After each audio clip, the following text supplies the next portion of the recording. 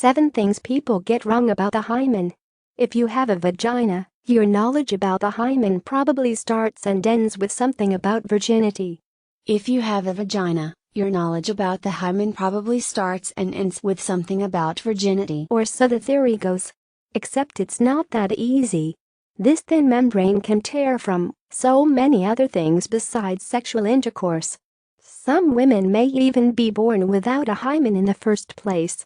And that certainly doesn't mean you lost your virginity before birth because, well, that just doesn't make sense. Because of the cultural importance placed on a surprisingly unimportant part of our anatomy, it's good to have a basic understanding of what the hymen is and what it does. Here are 6 things you may not know about your hymen. 1. The hymen stretches across the vagina's opening, but doesn't cover it completely. The hymen is thin fleshy tissue that stretches across part of the opening of the vagina. Mary Rosser, MD, PhD, Division Director for General Obstetrics and Gynecology at Montefiore Health System, tells Self. It doesn't cover it completely, otherwise there wouldn't be a place for menstrual blood to leave the body. 2. Not everyone's hymen looks the same, and some women are born without one. It normally varies in size, shape, thickness, elasticity and may even be absent, Rosser says. Though they come in different shapes and sizes, hymens are usually crescent-shaped. When we're babies, the hymen is usually thicker, and it thins over the years with activities like bicycling, horseback riding, or taking gymnastics classes. Being born without a hymen won't impact you or your sexual and reproductive health at all. 3.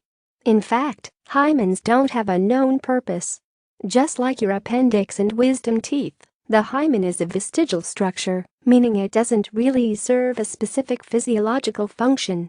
Evolutionary theory suggests that it formed to protect the vagina from bacteria, giving animals with a hymen a reproductive edge, but experts today still aren't really sold on a reason why they're still around. 4. Some women may have a hymen that needs to be surgically removed, but it's rare. An imperforate hymen is a hymen that blocks the vaginal opening. This is usually diagnosed in adolescence when you start menstruating. If period blood has no way to leave the body, it can build up and cause stomach and back pain and problems going to the bathroom, according to the National Institutes of Health. A minor surgery is done to remove the excess tissue, and usually a vaginal dilator is used for a period afterward to make sure the opening doesn't close back up. A young woman who has this procedure will go on to have totally normal vaginal function. 5. Some women feel their hymens break, other times, there are 0 signs. Many people's hymens thin over time and may eventually tear with 0 fanfare. For others, the separation or tear may be more obvious. It may be totally unnoticeable, or you may have pain or bleeding with first tampon insertion or first intercourse, Rosser says.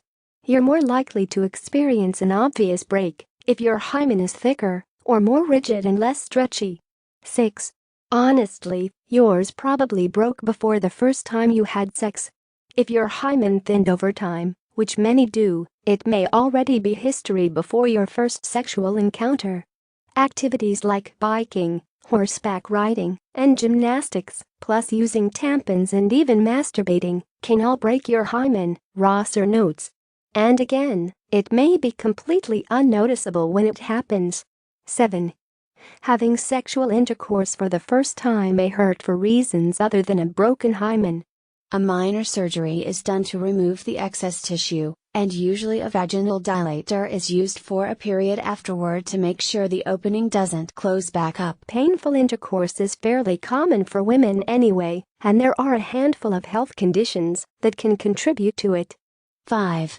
Some women feel their hymens break, other times, there are 0 signs. As for the bleeding, the hymen isn't always to blame. Sex may cause bleeding from the vaginal wall if there is not adequate lubrication or if there's fast, rough sex, explains Rosser. For others, the separation or tear may be more obvious,